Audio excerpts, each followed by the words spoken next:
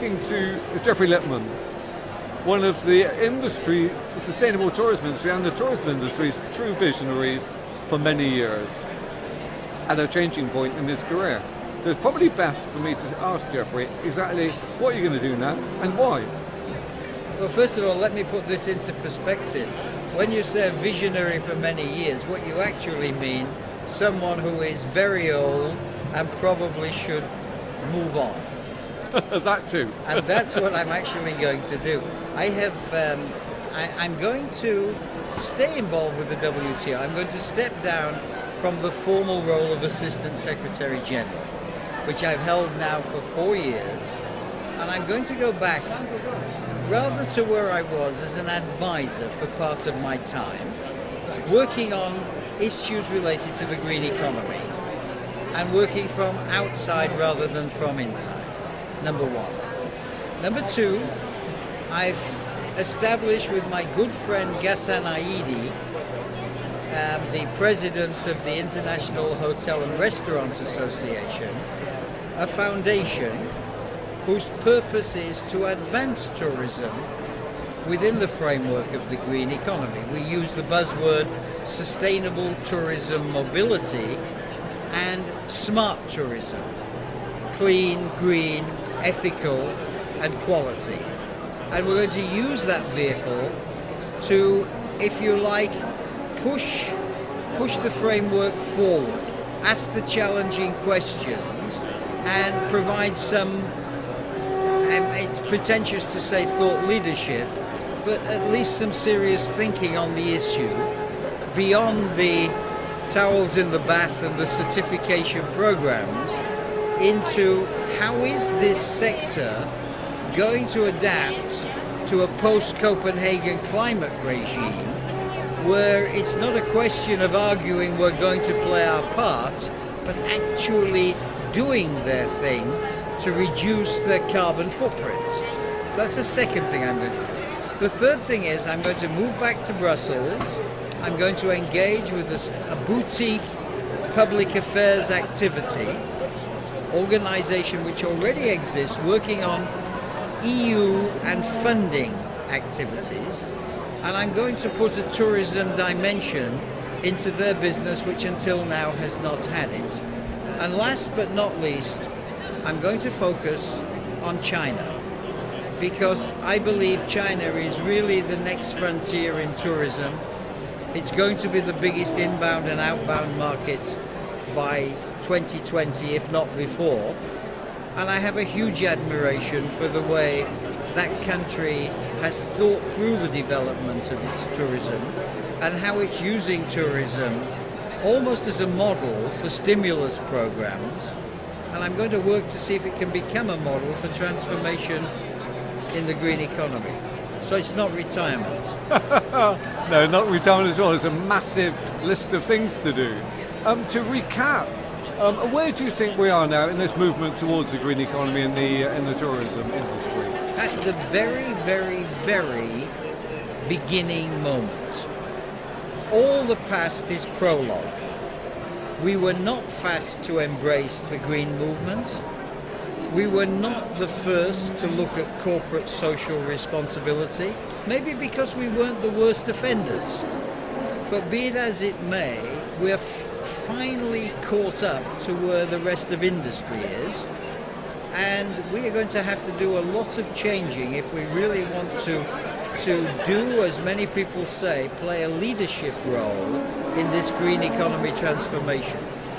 I've heard you say that it is a long haul and that there's many years to go with the green economy. Now, one thing that we've noticed this last year is the fact that the major operators, the major people in the business are gradually moving towards greening up their acts. But of course that leaves the rest of the travel industry still at the beginning stages. How do you think that the smaller operators can actually deal with that? Let me answer that with the three questions that you kind of posed. First of all, it will be a long haul because the concept of change to a low carbon economy is not just for the sake of going to a low carbon economy.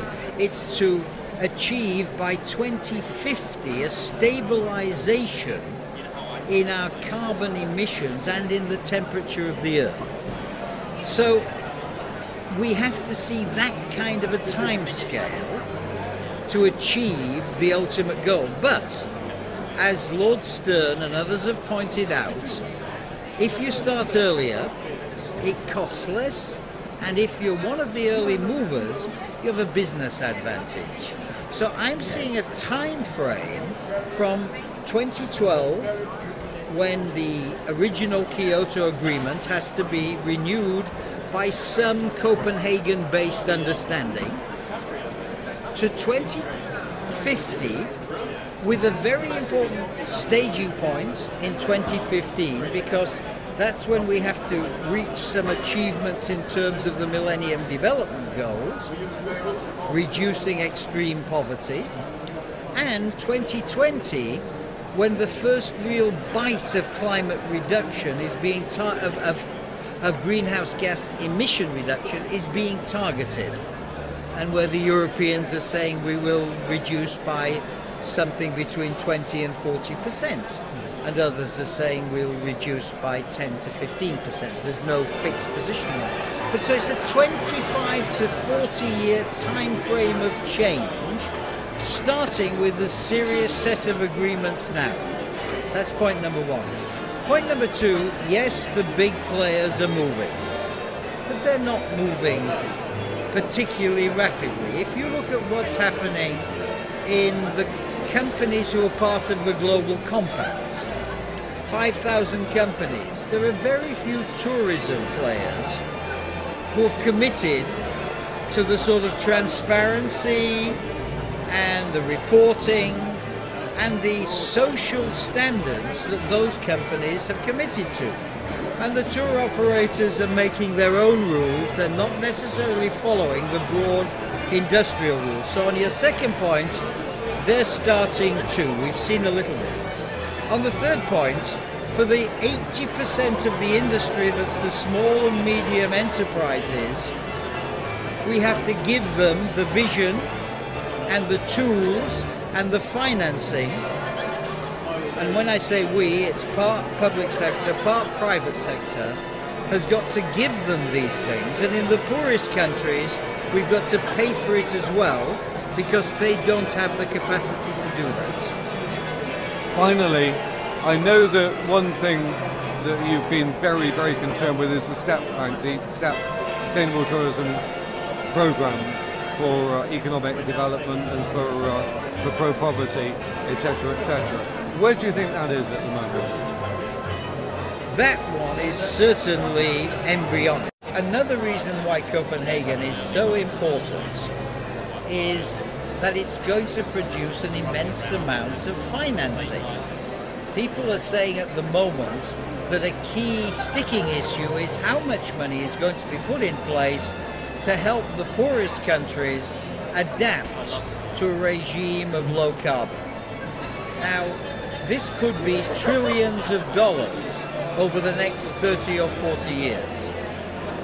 There's also funds coming out of the Doha development round, which is going to go to help small and poor countries become more effective in the world trading regime and more competitive. Well, if you put tourism into play, all of those poor countries have tourism as their key export, and it's an export where they have comparative advantage, because the kind of tourism people want is the undeveloped tourism, ecotourism, but it's the kind of tourism that they already have in abundance. And they are, for the first time, given an export in the services sector. The poor countries don't all have Silicon Valleys, they all have tourism. So that funding is what we should be setting our sights on. And if they get that funding, they'll have a market-related process for reducing poverty. And the most beautiful thing about tourism, as we all know, is the market comes to you. You put your pristine product up on an internet system, and the market ideally looking now at a new kind of ecotourism, comes to you and you direct it around your country, takes money out of its pockets and it drops it in the community. There isn't another system which is so effective at moving the foreign exchange from the rich countries to the poor countries. I think that's amazing. And I mean, I'm wishing you the greatest success with what you're doing, and I'm very grateful to have talked to you. Thank you very much indeed.